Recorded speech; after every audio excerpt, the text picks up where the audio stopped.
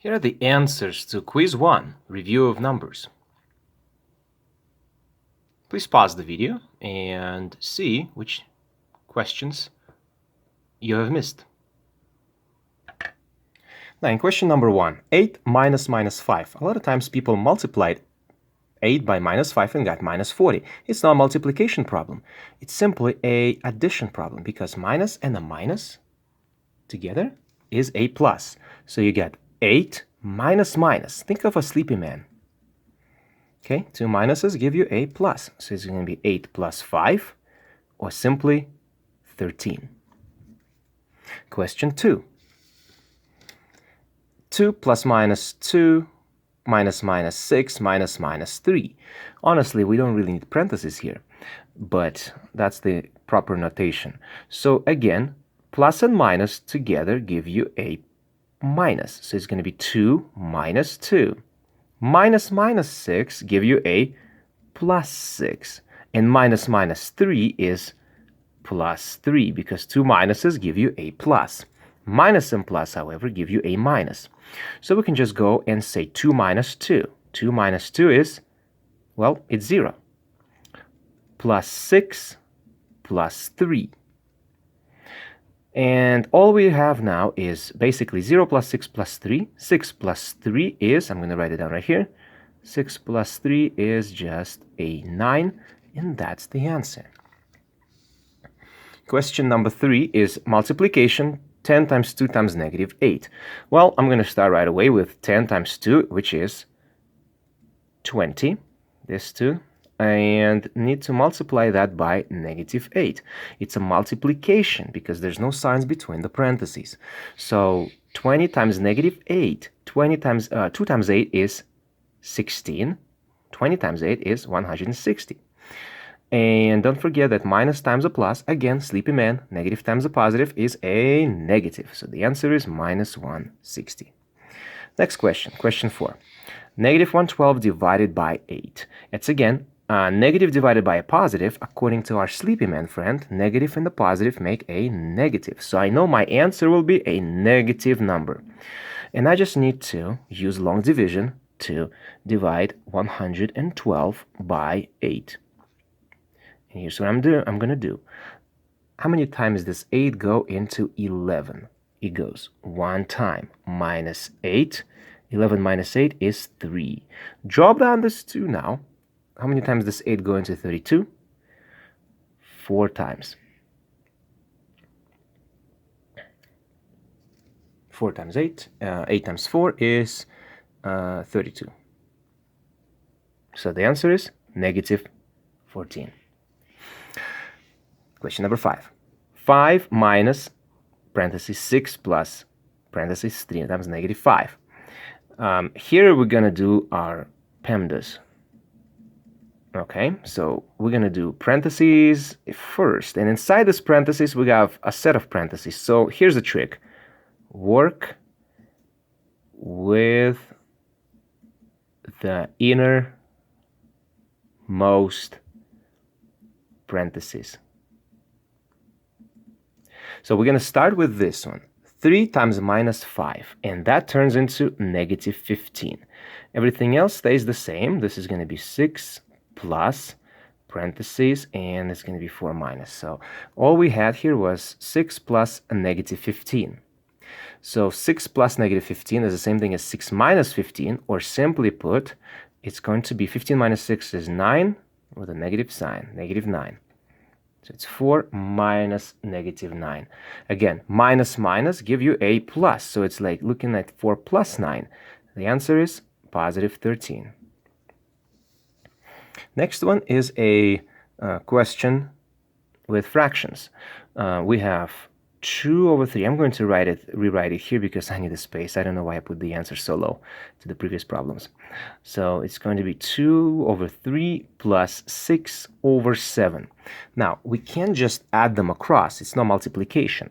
No, we need to make sure that denominators are the same. And to ensure that, all you got to do is multiply this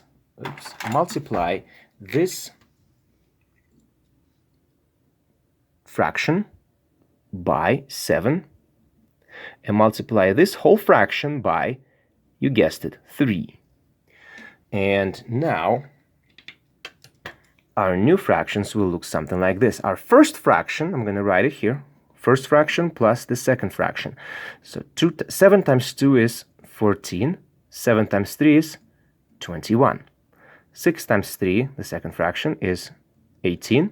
3 times 7 is 21. Now we can add them across. And keep in mind that 21 in denominator stays as 21.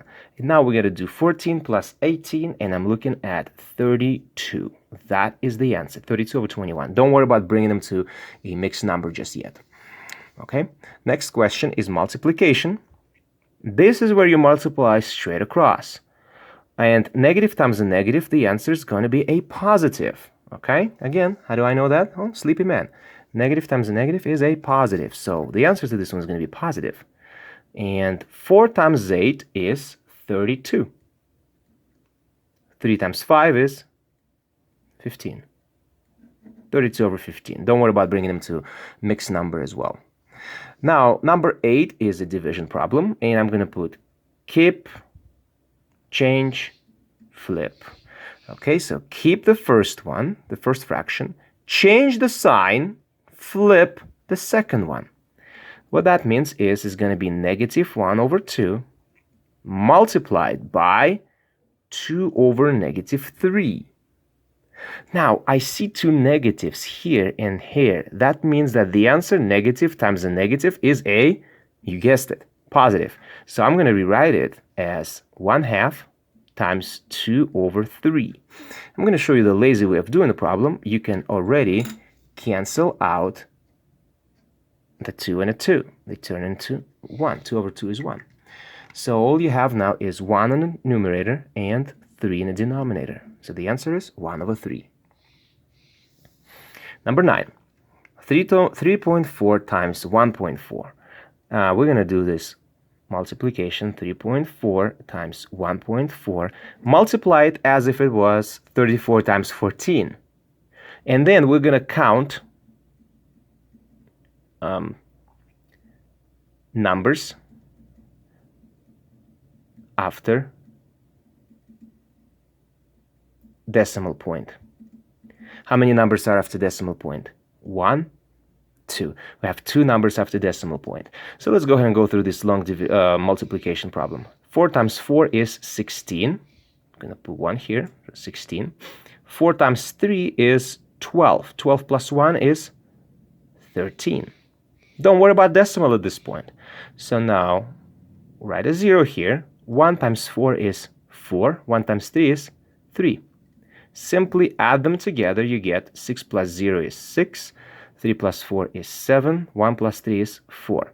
And now we need to count numbers after decimal. 1, 2. 2 numbers. Therefore, we're moving this decimal 1, 2.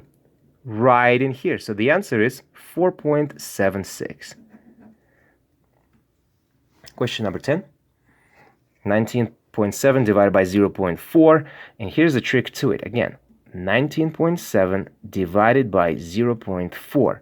You need to make sure that this number is never a decimal. So you move a decimal point in here once. Therefore, you must move the decimal point in the dividend also one time. So now our new problem will read without any decimal as going to be like this. 197 divided by 4. No more decimals, but trust me, it will appear at the end. So how many times 4 goes into 19? Well, almost 5 times, but 4. 4 times 4 is 16. Write down the number here. 19 minus 16 is 3. Drop the 7. How many times does 4 go into 37? We know from previous problem that at least 8 times. Honestly, it's 9 times. 9 times 4 is 36. So 37 minus 36 is 1. Now, this is where decimal comes to play, because now we need to come up with a 0. So it's going to be point. How many times does 4 go into 10? Well, 2 times. Minus 8 is 2. drop another 0. 4 goes into 20 5 times. Minus 20, remainder is 0. And here we go. Our answer is 49.25. I'm going to write it here, 49.25. Now we're solving equations. X plus 6 is 25. To undo the plus 6 portion, you subtract 6 from both sides. So 6 and negative 6 are canceled. X equals 25 minus 6, 19.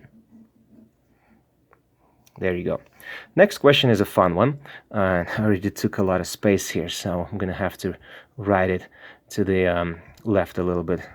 We'll see. So again, in this case, we do reverse of PEMDAS. So you actually do addition subtraction first, which in this case is minus 6. So we're going to do plus 6 to both sides.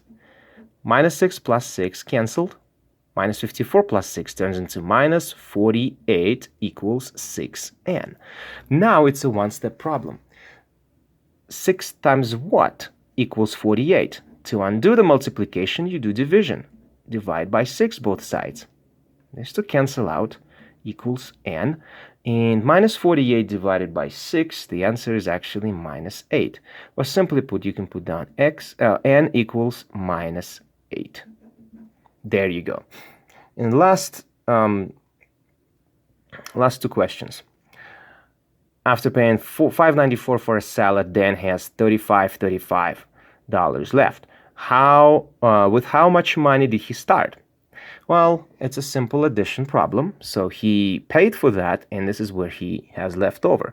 So it's an addition problem. So it's going to be 35.35 plus 5.94. Now, here we need to align the decimal points and then just add straight up and down.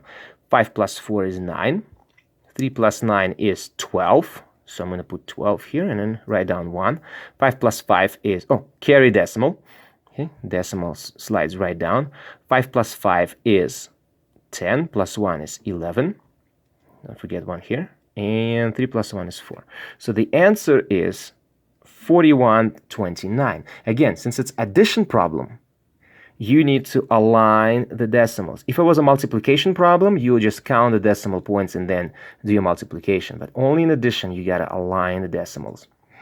Last problem is this one. Christy, I don't believe anybody got this right. It was a tricky one, but let's figure this one out. Christine had $21 to spend on 7 pencils. After buying them, she had $7. How much did each pencil cost? A lot of people divided 21 by 7 and got $3 per pencil.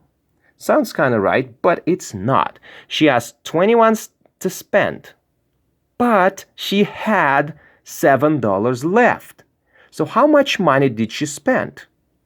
Well, $21 you spent. Okay? $21 minus something, I call it X, and she left off with $7. Well, to figure out this process, I'm going to do 21 minus 7 equals 14. So she actually spent $14 on the pencils and $7 were left. So now, how much did each pencil cost? So she bought 7 pencils. So 7 pencils for $14. Okay, so how much is each pencil? Pencil 14 over 7, and the answer is 2. So the answer is $2 per pencil. It's a tricky problem. We're going to do more of those throughout the year.